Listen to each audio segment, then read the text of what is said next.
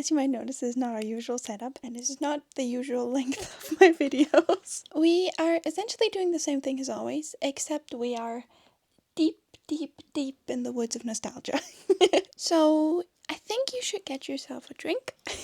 Maybe, settle in a little more thoroughly than usual. And, or maybe you just want to do your chores with me. That's also fine. I'm happy to come along to do the laundry. Alright, this week's book is RUBYRED by Kerstin Gier. And if you weren't a preteen or teen girl in the early 2010s in Germany, maybe Europe? I don't know where it was popular, frankly. It was definitely popular here. But if you weren't a preteen or teen in 2010s Germany, you might not know the effect this book had on lots of girls' lives, including mine. This is the reason why I love time travel. This is the thing that started it all, and I thought it deserved its own little spot. And if you are nostalgic for this series, because it's a series as well, then I am so happy to have you. But if you're not, do not worry, I've got enough nostalgia for the both of us. Now, these books were a massive, massive deal. This is the Gemstone trilogy. This is the first book, RUBYRED, and the whole trilogy is about Gwynolyn. I actually found out that in the English version she's called Gwyneth, which I find really weird to change the name. I don't know why they would do that, because Gwendolyn doesn't really strike me as a name that doesn't work in English, but that's not the point. Gwendolyn, who finds out that she can travel through time. She has this gene that she inherited, and she can travel through time. She travels through time with Gideon, our love interest, and I was deeply concerned about him because when I first read these books, things were a little different. It was, they came out, I think this came out in 2009. I didn't read it when it came out. I read it when the whole series was out, because in 2009 I was 7. I think I read it in 2012, I want to say. Yeah, I have the 2012 edition, and I think I read it then. So the person that read this first is this gal. I was never cool.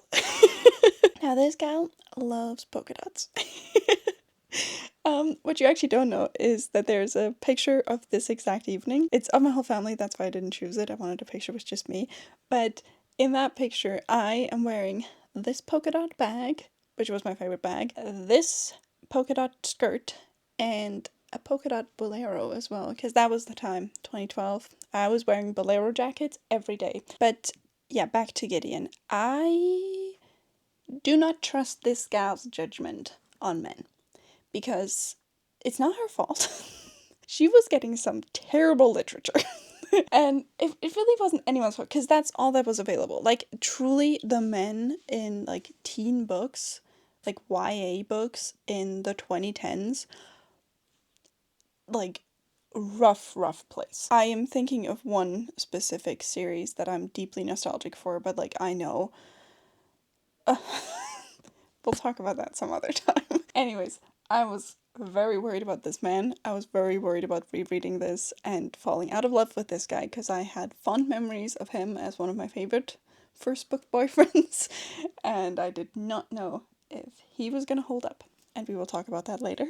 But yeah, in these books, they're so fun. There is so much. There's secret societies, there's there's time travel, there's time machines, there's masquerade balls, and it's so fun. There's sword fighting.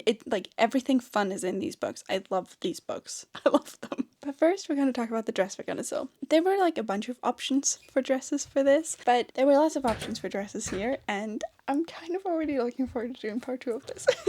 So if anyone watches this till the end, I'm doing a part 2. But for now, I thought it had to be pink, because the book's pink. Gwenny wears a lot of pink, so I thought pink was good. It has the whole series has such a nostalgic, cozy, comfy vibe to it to me. Obviously, I'm biased. And there's just lots of cozy moments in this home, this multi-generational home. So we are doing a strawberry jam dress. I hope this makes sense to someone later. If it doesn't, it doesn't. It's okay. Alright, let's get to the book. I've been chatting for way too long. We start off with the prologue. Let me set the scene. It is 1912. It is a week before the Titanic sets sail. We are in Hyde Park in London.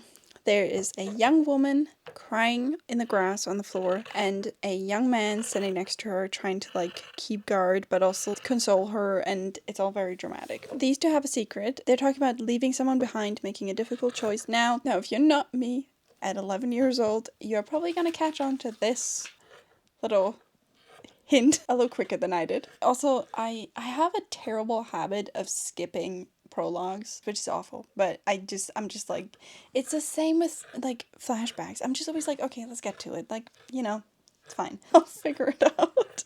Which is terrible, but yeah, that's my problem. But anyways, the girl's very upset, she's crying, and our guy is trying to console her. They are very cute, and they use this phrase, which is sort of a through line through all the books, and it's very cute, I think.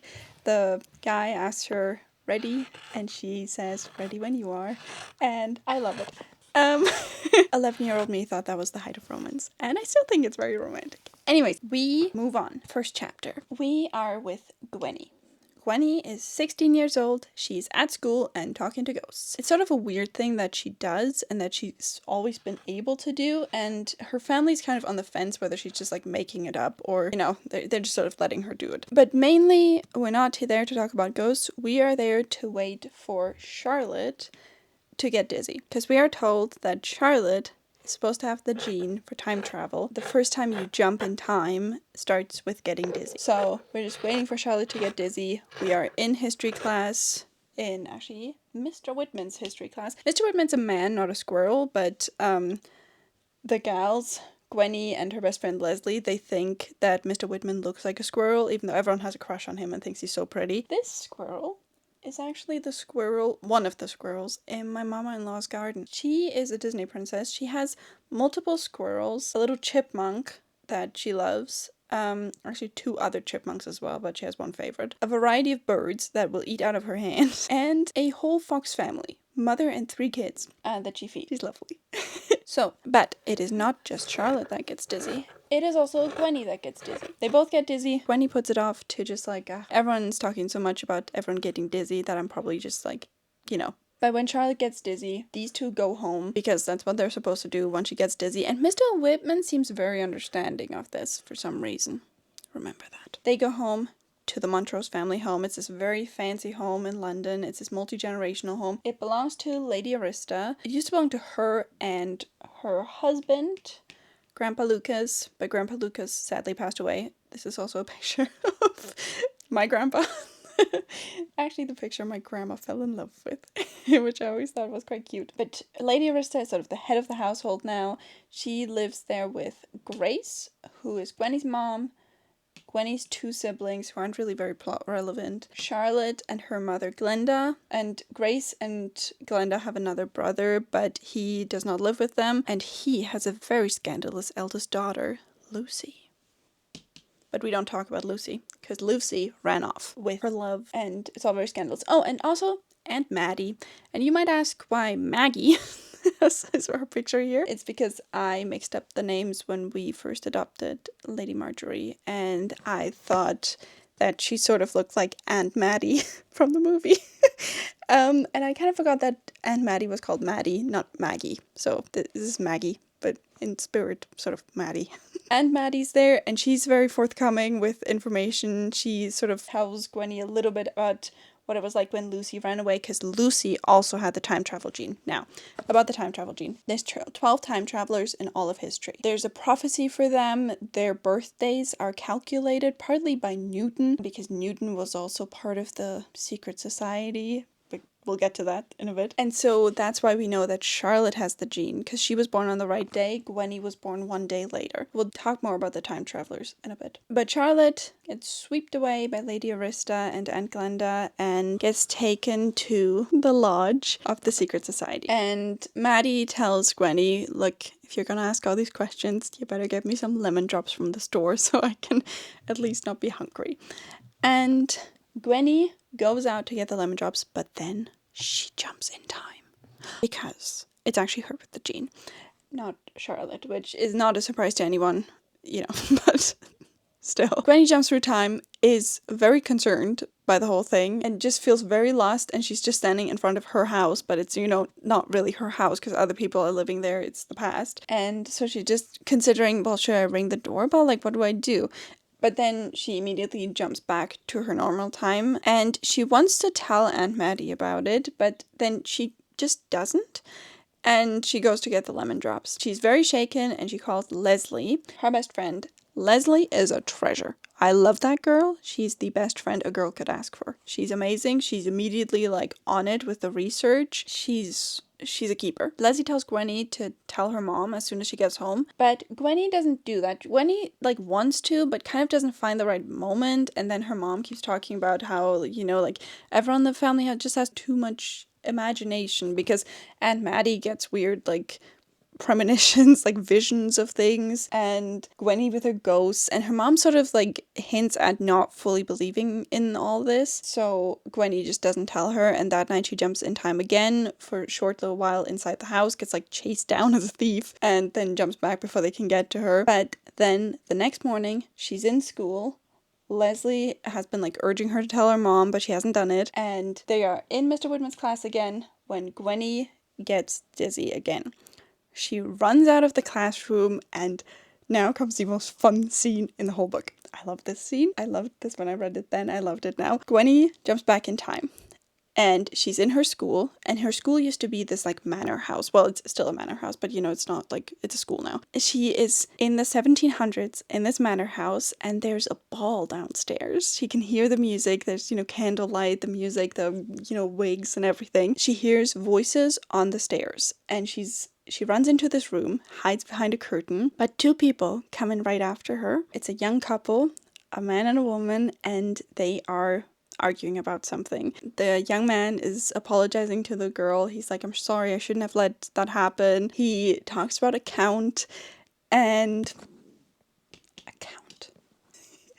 they are arguing, but then Gwenny peeks around the curtain and makes eye contact with the girl, and it is Gwenny. It's Gwenny.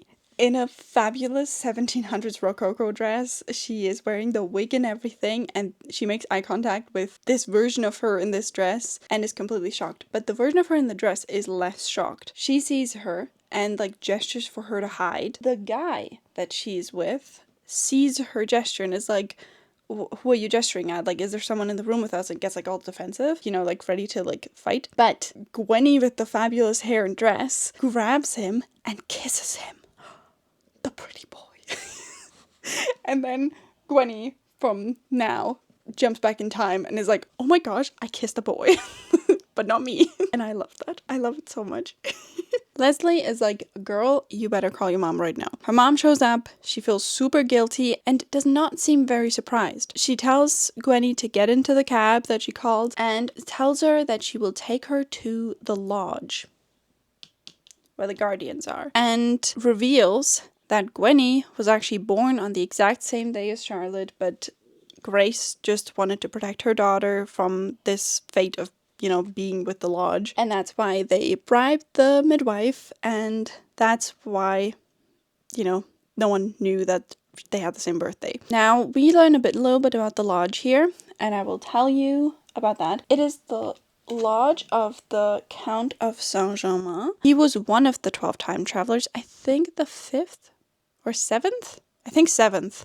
I think he's the 7th. I'm not 100%, I forgot. Now, the lodge, why they're important is because they have a time machine. So without this time machine, you are just jumping completely randomly. You are just lost in time. There's no way of controlling it. It is scary stuff. But with the lodge's time machine, you can jump to a specific date and time. Now, only the 12 time travelers can do it, but, it's a lot safer than ending up in, the Fire of London or some, plague-ridden place or something. So that's why Grace now wants to bring Gwenny to the lodge. When they get there, no one trusts Grace, and it turns out that is because she helped Lucy and Paul. I feel like I have to side note here. So the Montrose family, Gwenny's family, is not the only family that has a time traveler in it. In Gwenny's family, the girls inherit the time travel gene, but there is a family, the De Villiers, where the boy inherits a time travel gene.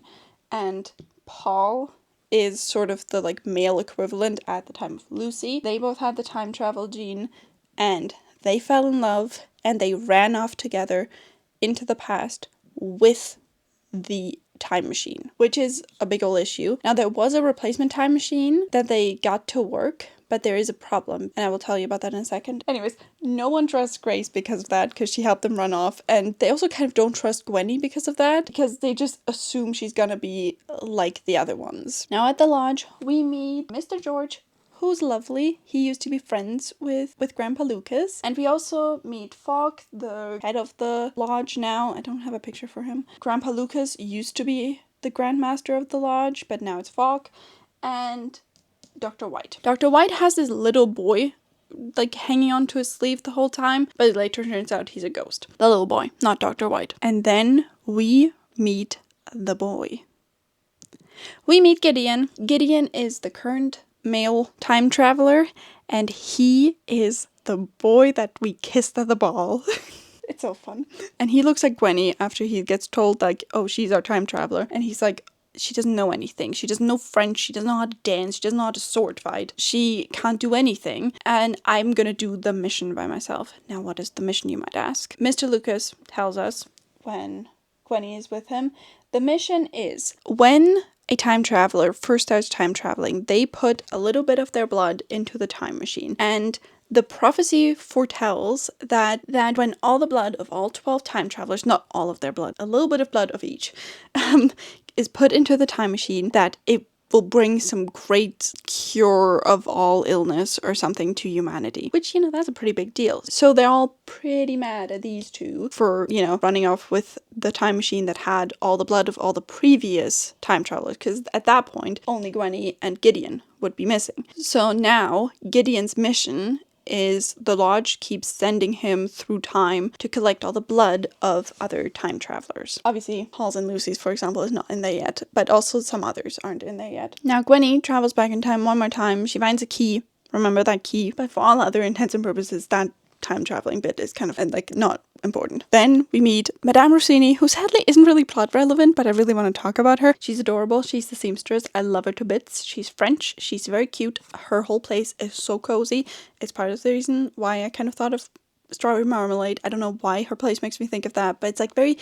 She constantly has tea and all that stuff. It's very, very cute. But she dresses Gwenny up in this fabulous rococo dress. Not the same that she was wearing at the ball, a different one, because Gwenny is going to be sent back with Gideon to meet the Count of St Germain.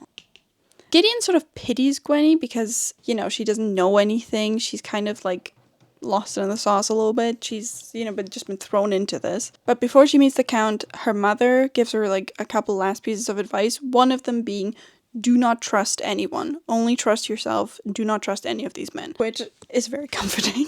Gwenny also gets it explained to her that she is the last of the 12 time travelers, the Ruby. Every one of the time travelers gets a gemstone. There's actually a hilarious scene in the movie where the actor that plays Gideon says... she asks him, okay, which one are you? Which gemstone are you? And he turns to her and he says, completely stone-faced, the hardest. The diamond. It's it's just so hilarious. Anyways, her mom tells her there's a special prophecy about the ruby with the magic of the raven. The prophecy is secret, and I want to talk about that later because I have a very unusual opinion about this part of the book versus the movie. I don't know if I've ever had that opinion before. But because she is the last, she's expected to be very special, and that's a big theme in this, being special and to whom you are special, and I think that's really adorable for a YA book. And she also tells Gwenny that Lucy told her that the Count of St Germain can read people's thoughts and is very dangerous. And she tells her that Lucy and Paul were lovely and seem to have some good reason why they don't want the circle of blood to close. No more time to talk about that because Gwenny and Gideon jump back in time to the 1700s. The Count isn't actually home, so they've got to take a carriage to the Count. They go to this manor house, they meet the Count. He's a scary misogynist. And is sort of disappointed in Gwenny because she seems ill-prepared, she doesn't speak French, she doesn't seem special enough, Gideon tells her, which that will come up later. The Count also comes with this fellow, who is not actually Dracula, but very similar. He's from Transylvania, and he is a creep, the only things you've got to know about him right now is that he's very good at poisoning people and that he recreationally takes a lot of belladonna, which you shouldn't do. That's nightshade. Don't do that. It's gonna kill you. So he's just got these like very black eyes. He's just like very creepy. But then at the very end, just before they leave, the Count goes into Gwenny's mind. She can like hear him in her head, and the whole time she's like singing the national anthem because she's trying to like get him out. But he goes into her mind and he tells her, do what I tell you to do or else. He doesn't tell her what to do right now, but like don't disobey essentially. And he chokes her without touching her, but she can't breathe. He chokes her. It's terrifying. And it's kind of cool. She doesn't tell Gideon what happened. He just sort of like pulls her out of there and they go back into the carriage. But then on the way back, she's like, why are we driving through Hyde Park? We weren't driving through here on the way here. And Gideon's like, you've got a point. He tells the guy driving the carriage to like slow down, like, what are you doing? And then they hear a shot. Gideon tells her, get down, stay inside the carriage. I will check this out. We hear another shot. And Gwenny is like, oh my gosh. She looks out the window of the carriage and she sees 3 men approaching. 2 of them have already almost gotten to Gideon and they are like fighting him with their swords, and he's fighting them both at the same time with his sword, and it's all very cool. But she's like, oh my gosh, is he gonna die? Like, because, 2 against 1 and there's a 3rd one coming, and she's like, where is this coachman? Like, why is he not helping? So she decides to take matters into her own hands, not stay in the carriage. She climbs out the window and climbs to the front of the carriage to the coachman and realizes that he sadly has gotten his face shot off, which is a terrifying image. She turns around to Gideon. It's not looking great. She hears him like scream in pain and she's like, all right, I've got to do something. She takes the coachman's sword and she sees Gideon get his arm bloody and she's like, okay, like just tunnel vision, just runs into the guy with a sword. And it is kind of terrifying. Gideon immediately jumps into action and starts questioning the guys that are on the floor. He he killed one of them before, and 2 of them are now on the floor, and he's like, who sent you? Where are you from? Like, what is your mission? The only thing they say is, at some point they scream, we'll send you back to your maker, and I'm pretty sure they're talking about the devils, so they kind of, they mean business, those folks, but they don't tell them where they're from, and Gideon's just like, they shouldn't have known that we were here. No one knew we were here. Like, no one even knew before we came here that Gwenny is the time traveler. This was not planned. Like, why? But we don't find that out. And also, Gwen's got other problems, because Gwen is fully in shock. She is crying. She's like, oh my gosh, I killed a man. She talks about how it felt, how like awful it is, and just snaps at Gideon when he tells her to just like take a breath.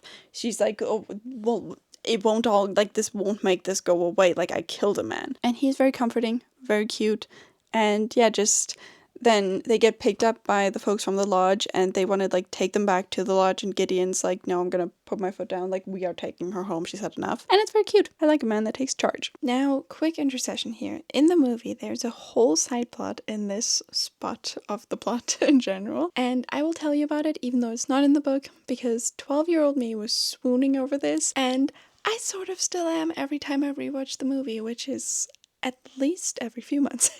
After he drops her off at home, Gideon calls her and he tells her that he has doubts and tells her that they have to find out what the prophecy about her says and like what's going on here, because he also for the first time feels like he's not being told everything and he's not okay with it. So they go to the lodge's secret underground archive, which is very fun. They get locked in, they fall asleep there right next to each other, and it's very romantic. And the most beautiful song plays as they wake up.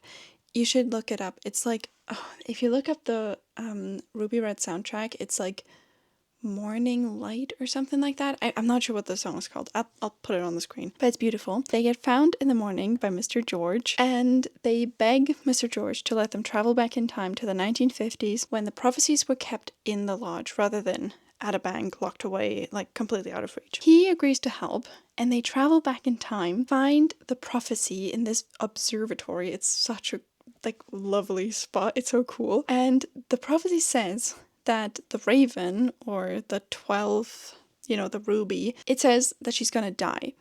She is shocked and like not die of old age, you know. She is shocked, and then they get found by a bunch of the Guardians in the 1950s, so they don't recognize them. And also, they're not supposed to be here that anyways. And Gideon's like, this cannot be in the chronicles of the lodge, because the Guardians write everything down. So we have to just pretend to be jewel thieves. So Gideon starts fighting, but he can't fight off all the Guardians, and one grabs Gwen's ankles, and she falls backwards out of the observatory, like falls all the way down to the courtyard. It's very dramatic. There's a very dramatic scream from Gideon, and then they jump back in time. Gideon is locked up by the Guardians from the 50s, but he's, now in the present, and is screaming about finding Gwen. Somewhere else in the building, Dr. White and Fogg find her, and Fogg actually reminds the Doctor of the prophecy and is like, maybe this is just how it's supposed to go, like maybe she's just supposed to die. And Dr. White's like shocked by like, are we just gonna let her like fall asleep here, because she's almost frozen, like she's not gonna wake up. And they're just sort of standing there watching her essentially die and like unsure what to do. And then Gideon shows up, carries her upstairs. He's, by the way, a med student, so he like knows what to do, but he's like screaming at Dr. White to like act. And it's so dramatic, and I love it. I find it so romantic. And I know it's not in the book, but I really, really like it. Anyways, back to the book. Now, we have lots of questions, because who are those guys? How'd they find them? Who's the Count? Gwenny's kind of expected to do his bidding, and Gideon says he trusts the Count. Like, who's the Count? Well, not to worry. Our girl Leslie is on the job. She says that there's lots of questions about the Count and who he is and how he maybe was immortal in some way, or just there's lots of spooky stuff, not really much good stuff. But they're also like, well, are Lucy and Paul good or are they bad? Because Gideon seems good and he trusts the Count, and lots of questions. They get found out by Mr. Whitman in their little hideaway in school, and he confiscates Leslie's research. And as he does, we see that Mr. Whitman has the signet ring of the lodge, which is, not good. But we don't really have much time to think about that, because we have got to visit our great-great-grandma, Margaret Tilney, who I love to bits. She doesn't have a picture here, but I really, really like her. She's a cutie. Her main thing that I remember from her is that in the later books, she sort of has not stress issues, but she's like warned that things will be stressful, and so she starts sort of proactively crocheting to keep herself calm, and all she's crocheting are little purple pigs, and I just really like that. But they have to go there because Gideon visited Margaret Tilney, and she told him, I will not give you my blood for your time machine. I will only talk about giving my blood with Gwenny. And he's like, well, how did you know Gwenny's name? But she won't say anymore, so Gwenny now has to go to the 1910s, hint hint, from the prologue, to talk to Margaret Tilney. They travel back to Margaret Tilney, and Gideon is on edge because he's like, what if it's Lucy and Paul that told her the name? Even though Lucy and Paul were not supposed to still be there when Gwendolyn was born. So how did they know her name? How did they know that she was going to be a time traveler? Because they haven't been here for, her whole life. Did they maybe travel back only after Gwenny's birth? We don't know, but we're very tense, and Gideon is worried that they are going to steal her blood. They meet Lady Tilney. She's very fun. They sit down for tea, but then who shows up? Lucy and Paul. I love these two. Let me tell you the reasons why I do. Now, first of all, these two are like in it for the long haul. They are deeply, deeply in love. They are like definitely till death do us part. I love that. I love a stable relationship. He is just so caring. He's very protective of Lucy. He is also like at the very beginning, because they are the two from the prologue, he's trying to cheer her up, and he's like, you know what, the Titanic is leaving next week, we can get up before, things go bad, but how about if we get married on the Titanic? And he does the best dates, this guy, because at one point, he takes her to a reading of Shakespeare. Like, he takes her to Shakespeare. Like, to the actual Shakespeare. Which is like, isn't that so romantic? He's just, husband material. Right there.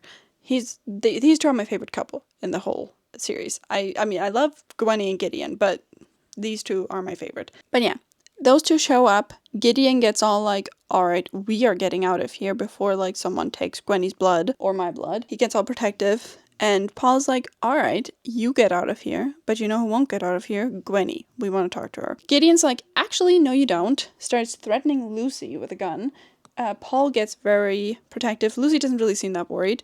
And Lucy, on the way out, while they are like, you know, holding her hostage essentially on the way down the stairs, Lucy starts talking about like, you cannot let the Count meet you. Like, you cannot let him see you. You cannot let him know about your magic. And Gwenny's like, what magic? But also I already met the Count, so that's kind of inconvenient. Gwen is quite worried because she kind of thinks Lucy and Paul seem like they're nice guys and like they have a point. Gideon is sort of starting to get his like first bit of doubts, but he is still like, these two went against everything I've worked for all of my life, so I don't trust them. So Gideon pulls Gwenny out, they run off, and they hide in a church confessional. And she talks about how she's ordinary, how she doesn't have any magic.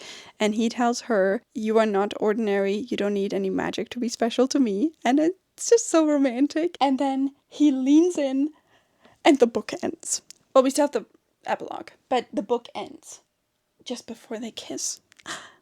What a cliffhanger. Lots of questions unanswered. The epilogue is just Lucy and Paul talking about how Paul does not like Gideon and how he better protect Gwenny from whatever's coming, because those two kind of know what's coming. But we don't, and lots of questions unanswered. Like, how did Lucy and Paul know they were gonna show up at Lady Margaret Tilney's? How did the guys that attacked them in the park know they were gonna be there? What is Gwendolyn's magic? What is up with the Guardians? What is up with really anyone? And just before, oh, I forgot to say, just before they leave, Lucy tells Gwenny to find Lucas, Grandpa Lucas, and ask him about the Green Rider. So those are all the questions we still have, because what's the Green Rider? Why do we need it? But most importantly, he held up. He's a good guy. He's still a good guy. I still think he's a good guy. And he's still a good book boyfriend, and I get to recommend these books to any future daughters I might have, which is such a relief. Anyways, I can't believe that you are still here. I am so happy that you're still here. It was so lovely to spend this time with you, and I will now look at the dress with you. Thank you for being here. I had such a fun time. I had so much fun. Alright. Let's look at the dress. Alright. Here we have the dress. My little strawberry dress. It's not closed. I can't get it closed. And I'm a little bit worried I won't get out of this. My husband isn't home, so I can't close it. Gotta wait for a man to come dress me. That's the part we're at with feminism here. No, but I really like this dress. It's very swooshy. I really like that. And here we have the embroidery. Little strawberries.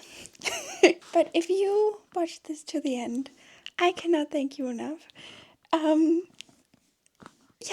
I had so much fun doing this. And I can't wait to do it again. Again, if one person made it till here, I'm doing it again. Actually, if no one made it, I'm probably gonna do it again too. I'm not getting paid for this. I can do what I want. I can't wait to see you next week, friend. I am so enjoying this, and I hope you have a lovely, lovely time until then.